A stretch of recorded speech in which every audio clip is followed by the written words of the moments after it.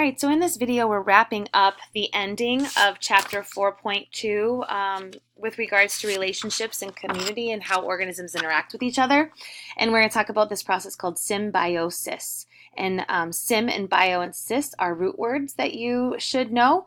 Or sym may be a new one, which means together. So it's a process of organisms living together.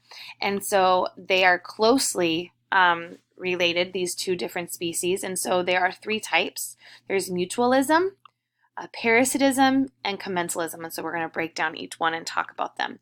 So with mutualism, we're talking about how both species in the environment, in their community, in their interaction, they're both benefiting from this relationship. So this is a picture of a clownfish and a sea anemone, and the clownfish and the sea anemone have a mutualistic relationship, which means they both benefit from each other. And so the next one is parasitism.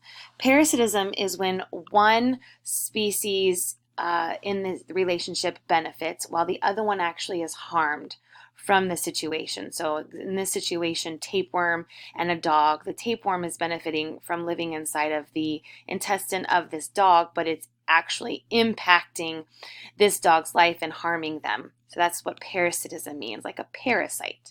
You see the word parasite in that situation. And para is a root word that you need to know. Para means near or on. So think of that tapeworm on that organism. The last one is commensalism.